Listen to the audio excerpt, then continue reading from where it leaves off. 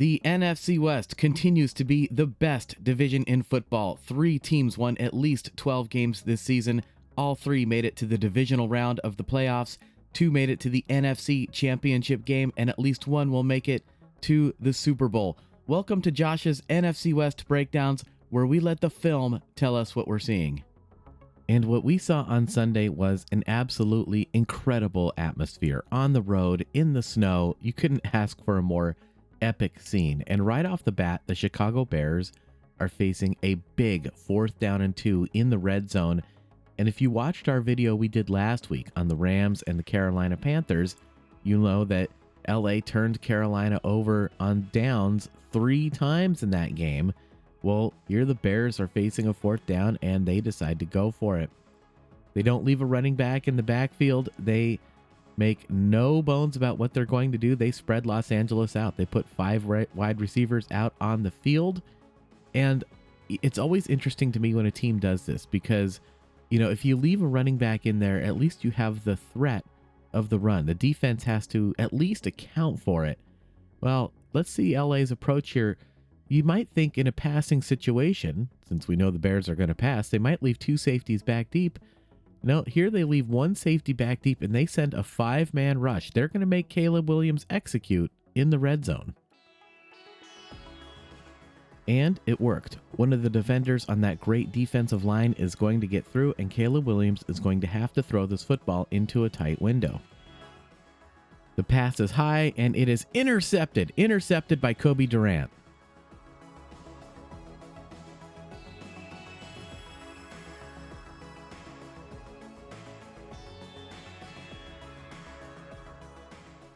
How was that Rams D-line able to break through? Well, they run a stunt, and from this angle, we get a great look at it. We can see it's Kobe Turner that's eventually going to get through and put pressure on Caleb Williams.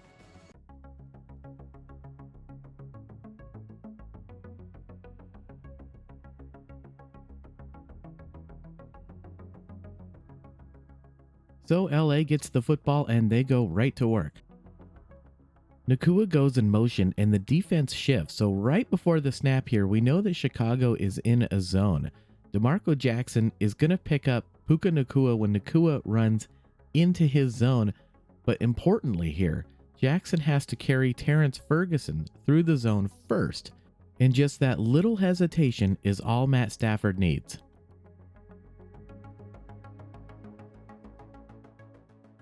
And look at that, just that little dump off goes for 15 yards. You know, there's a lot to be said about taking what the defense gives you, and that's going to be important next week in Seattle.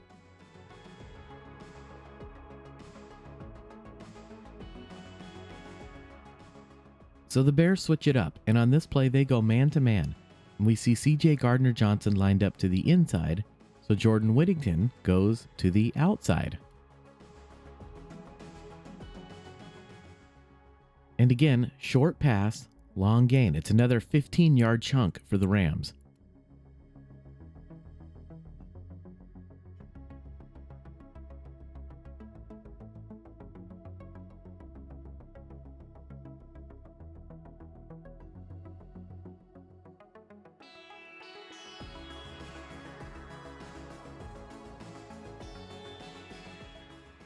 The snow was really coming down in this first half, and here LA is facing a 2nd down and 3.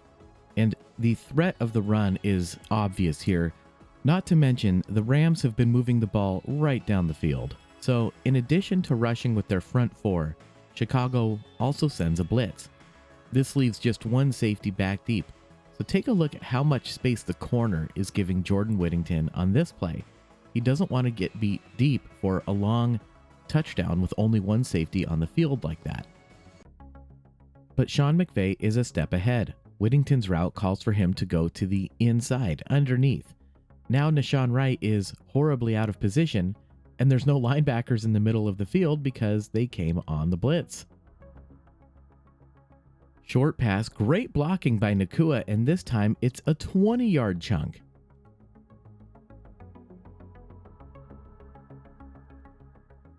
But how was the Rams' offensive line able to hold up against the blitz? Well, Kyren Williams does a great job in pass protection here.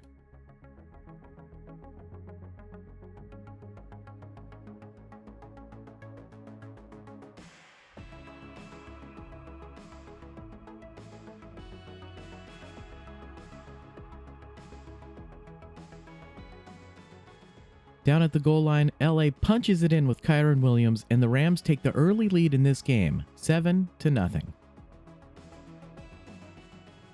And this play was simply great execution by the players. We see great one-on-one blocks on the offensive line. Colby Parkinson also throws a great block, and Puka Nacua comes around and also throws a great block. Now, you can't block everybody, right? You've got the quarterback, and then you've got the running back who's holding the football, of course. So some players on the defense are going to be unblocked, like Tremaine Edmonds right here. How do the Rams deal with that? Kyron Williams makes him miss. So LA has the lead, but if you've watched any of the Chicago Bears games this season, you know that the Bears never quit, and Caleb Williams has the ability to make incredible things happen even when he's in a little bit of trouble. Like on this play here, he simply spots the one-on-one matchup and makes a great throw down the field.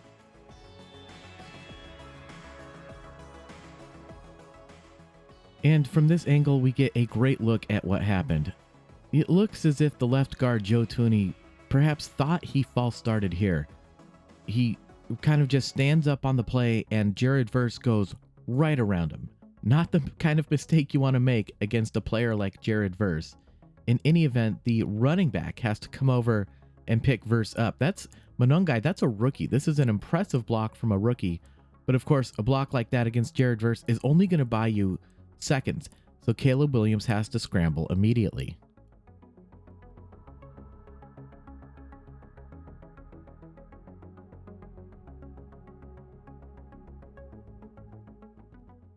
All right, we're in the second quarter now, so the teams have switched sides, but this is still the same drive.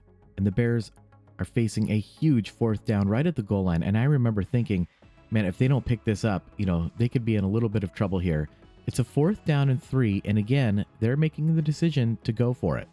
It might look like Darius Williams is in coverage of DJ Moore here, but the Rams are in a zone.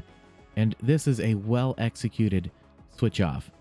But the Bears also run a pick play on this route. And of course, it's not really legal for Moore's teammate to just bash into the defender. There's certain circumstances where the officials will look the other way, like if you're just running a route, for instance. And we'll take a look at that later on in this video. But for now, these players are just wanting to run next to each other. It's really what they call a rub route. And they're hoping that the defenders for LA will just kind of bump into each other, and it works. Right? Moore comes open, and Williams eventually finds him in the end zone for a touchdown. Chicago gets on the board on 4th down, no less.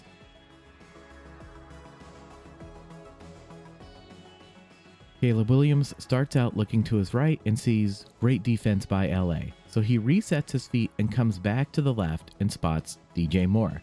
Not great footwork by Caleb Williams here, and the pass comes out high and behind Moore, but he makes a great catch to bring it in for the touchdown. After this, both teams would exchange a series of punts, so we're going to move ahead to about 4.5 minutes to go in the second quarter, with the teams still tied at 7 apiece. Once again, the Bears are facing a 4th down, and this time it's just a 4th down and 1. Could they kick the field goal here?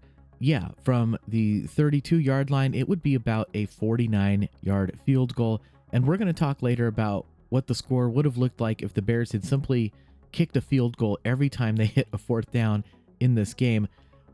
Having said that, hindsight is always 20/20, and I understand the logic here. It's a 49-yard field goal in snowy conditions when you only need a yard. So again, Chicago makes the decision to go for it, even though this defense has been relatively successful on 4th downs throughout the season. Case in point, Byron Young completely collapses the right side of this offensive line, and Nate Landman and Cameron Curl are able to get great penetration into the backfield to come up with the stop.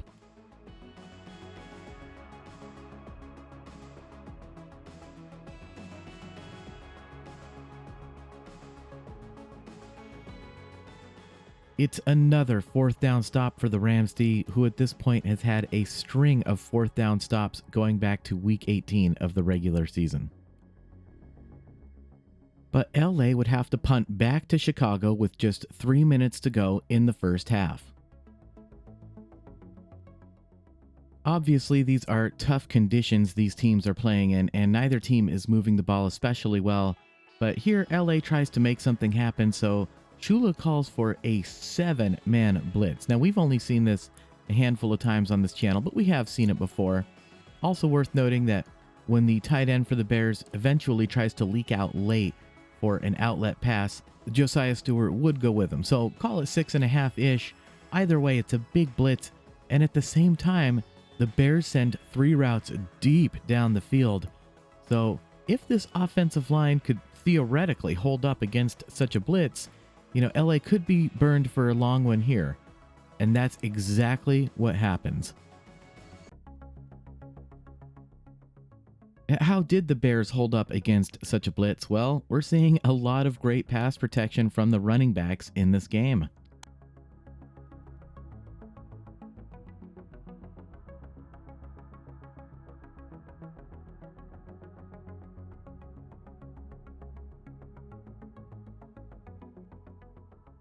But a few plays later, we would see some great defense from LA.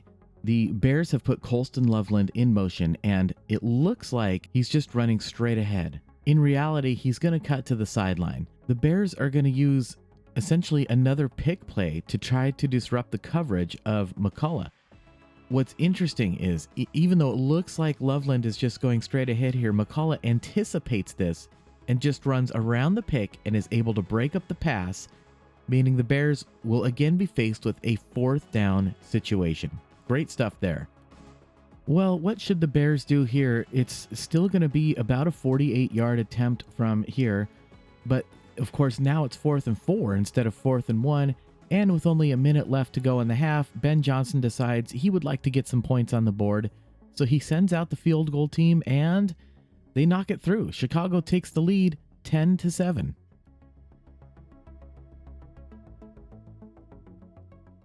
Of course, LA would also like to get some points before the end of the first half, and if we take a look at the route of Tyler Higbee here, it looks like he's going to the sideline. Understandable with under a minute to go on the clock now. So CJ Gardner-Johnson has tight coverage on him, and he gets surprised pretty badly when Higbee turns this thing back upfield and goes deep. Also, notice the route of Puka Nacua coming over the middle, and we can already see the safety kind of sizing him up. The safety thinks he's going to make a big play on Nacua. Instead, it means he's not available to help on Higbee, and Matt Stafford makes a great throw down the field, and it's a gain of 27 yards on the play. Wow. That Rams offense kind of went cold for a long time during the second quarter, but the Bears didn't do anything with it, and Stafford would make a number of ridiculously good throws at various points during the rest of this game.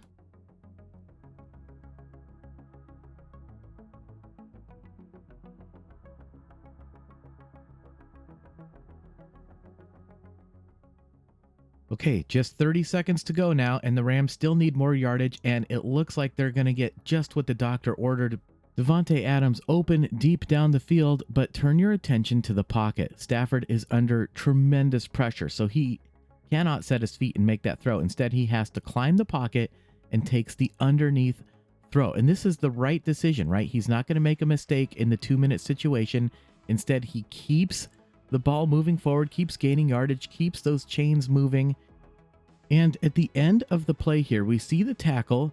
Now everybody has to run up to the line of scrimmage, right? The clock is ticking here. But Gervin Dexter for the Bears delivers a cheap shot. And the officials caught him doing it. We see the flag come in. This would be a personal foul, unnecessary roughness, half the distance to the goal.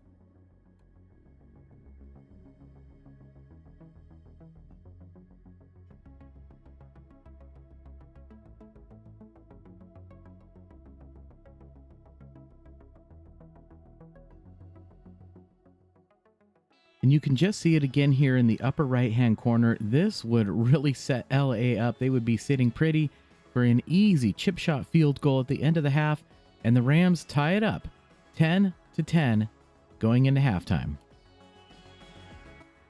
So the Rams tie it up right before the end of the first half. And, it wasn't a perfect first half for the Rams, but just like last week in Carolina, the Rams D turned Chicago away. several times on 4th down. The Bears let the Rams hang around a little bit, and now the game is tied as we enter the second half. Wow. Well, folks, it takes a long time to make a video like this. If you could give me just 2 seconds of your time and hit that like button, I would really appreciate it. If you're new here and you like what you see, please subscribe. We do these videos every week. And if you really want to take a deep dive into this stuff, folks, we have a Patreon page where you can watch all of these videos 100% ad-free. There's a link in the description. I'd love to see you guys over there. All right, let's get right back into the game. Both teams would open the second half trading punts, so we're going to pick things up with about 4 minutes to go in the third quarter. Here, the Rams appear to be in man coverage against the Bears, and I think this confused Caleb Williams a bit. Did Quentin Lake absolutely blow his coverage of Luther Burden? No, because the Rams are in a zone. Kobe Durant is the one covering Luther Burden. Williams lets it fly deep down the field, and the pass is intercepted by Kobe Durant. A huge play.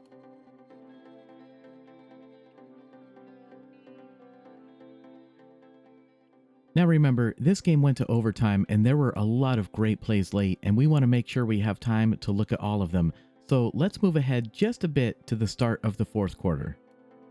Now earlier we talked about the fact that if you are just running your route and you contact a defender, the officials will allow that. You know, that you're allowed to run your route.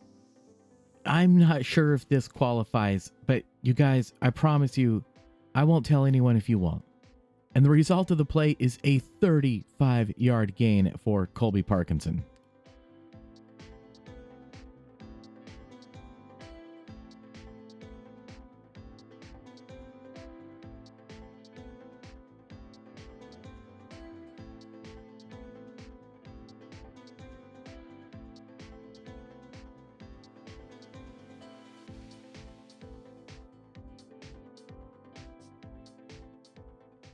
As the Rams move the ball down the field, we can see the Bears are playing an outside technique on the wide receivers, on the flankers, right? The guys that are split out wide. If I just draw a straight line from Stevenson here, we can see he's lined up to the outside of Puka Nacua. So Nacua just goes to the inside, and Matt Stafford gets him the football.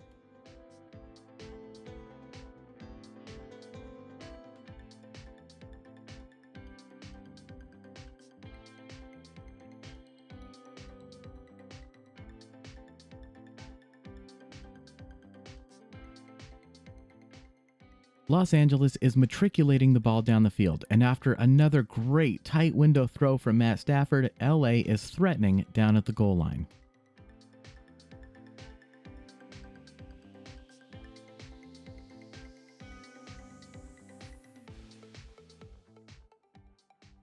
And Kyron Williams takes it in, touchdown Los Angeles. They go up 17-10, and in a tight game where weather is a factor, this felt like a big score. And on this channel, we just let the film tell us what we're seeing. And what I saw from Puka Nacua in this game was he played a great game. He was great not only in the receiving game, but blocking as well. But here he does a great job of not holding. He doesn't commit the penalty here. He lets the defender go, and Williams is able to use his speed to outrun him to the pylon. But Chicago would get the ball back and take this thing all the way down to the 2-yard line where they are facing, yeah, you guessed it, a 4th down and goal. Now look, this was a monster drive by Chicago that took over 5.5 minutes off the clock. So at this point in the game, there's only 3 minutes left. They're only 2 yards away. So again, I kind of understand the decision, but you know, I'm just sort of adding this up in my head. How many of these 4th downs has Chicago faced now? The Bears put a man in motion, and again we see the defense shift. So again, this should clue Caleb Williams in to the fact that the Rams are in a zone here. I'm not sure that it does.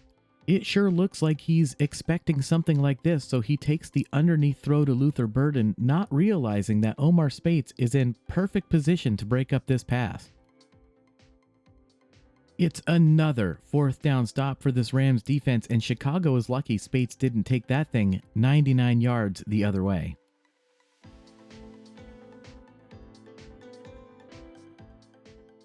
Now, of course, LA would be backed up, and Chicago was able to force a punt with just 2 minutes to go in the game.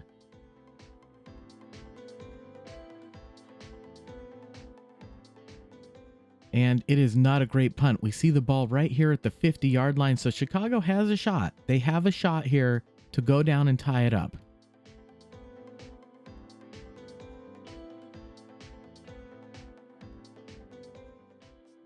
LA rushes with 4, and everyone else drops back into a zone, and Colston Loveland finds the hole in the zone.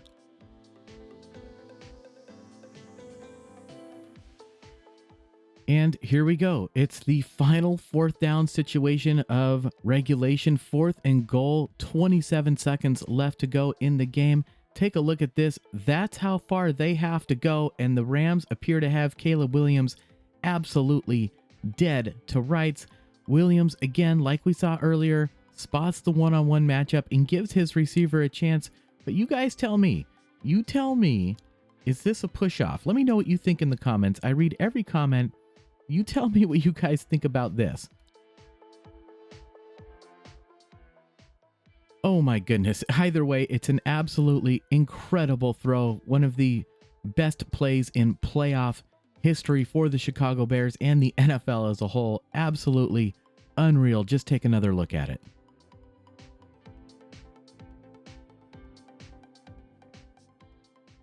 Chicago would tie the game up with the extra point, so we would be going into overtime. Now here's what's really going to blow your mind. If Chicago had just attempted a field goal every time they had a 4th down situation that I showed you in this game, they would have won the game 18-17, if you can believe that. Field goals aren't popular, but they do tend to add up. But I understand the circumstances which led them not to do that. Okay, Chicago kicks off to LA in the overtime period, but the Rams would be forced to punt back to the Bears, meaning we have entered the sudden death phase of the overtime period. Any score will win the ball game now, and Chicago appears to be in business. And they have DJ Moore. We can see Caleb Williams winding up to throw this football, but inexplicably here, DJ Moore chooses this time out of all the times in the game to take the play off. He just runs out of gas and kind of lazily jogs down the field, and it's unacceptable. Absolutely unacceptable. And look, I get it. It's overtime. It's been a long day. You're playing in the snow. You're exhausted playing in your 20th game of the season. But you know what? You cannot take this play off, because I'll tell you who isn't taking the play off: your opponent. There's a trip to the NFC Championship game on the line. And I'll tell you who else isn't taking the play off, specifically Cameron Curl. Intercepted. The Rams turn away the Bears. There will be no game-winning field goal for Chicago. LA is now in possession of the football with a chance to win this game. And then Moore just saunters off the field like nothing happened. Disgusting. The Rams, meanwhile, went right to work. It's going to be back-to-back game-winning drives for Matt Stafford in the playoffs. And it's another pick play, this time to Colby Parkinson.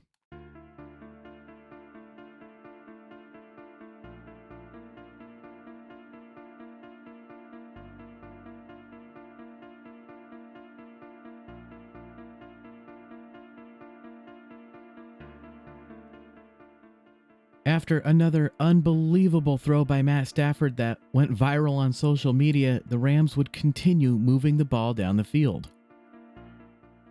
With the Rams facing a 3rd down and 6 and just outside of field goal range, Chicago knows this is their last chance. So this time it's the Bears who send a 7-man blitz.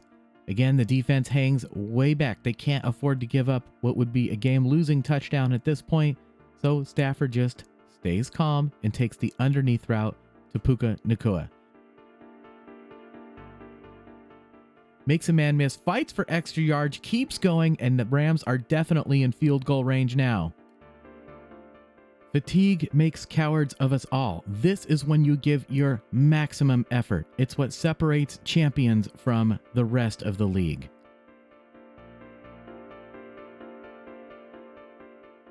After the Bears had all the momentum in the world, it's LA lining up for the game-winning field goal and a trip to the NFC Championship game, and it is good. Los Angeles is headed to Seattle.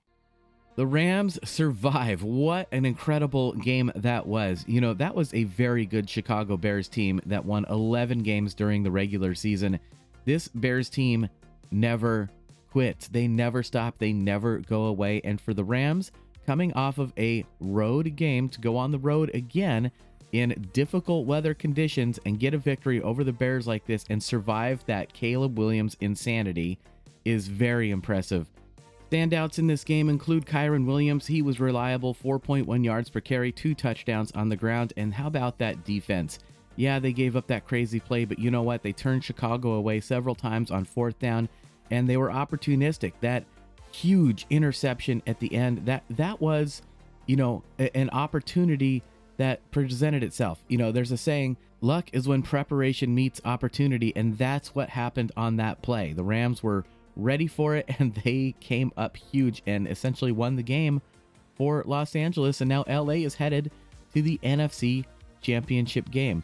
Well, folks, if you have taken time to sign up for the Patreon page, I can't thank you enough. Your support allows me to take the time to do these videos right, to give you the quality that you deserve. You humble me and you honor me from the bottom of my heart. I truly appreciate it. Thank you so much. All right, well, the LA Rams are headed up to Pacific Northwest to play the Seattle Seahawks in Lumen Field in the NFC Championship game. And we know both games against the Seahawks came down to the wire during the season, right? The Seahawks missed a field goal at the end of regulation down in Los Angeles. And of course, up in Seattle, that game went all the way into overtime where the Rams scored, and then the Seahawks scored and won with a 2-point conversion. So, I mean, very, very, very close contests in both of those games. So it is going to be a crazy atmosphere up in Seattle. You've got maybe the most complete team in the LA Rams against a rock solid juggernaut defense in the Seattle Seahawks, and Seattle also has that elite special teams unit. Yeah, that's going to be a factor. Well, I don't know what's going to happen in that game. I can't wait to watch it, but you know, we're going to be here to break down the film, and I will see you guys then.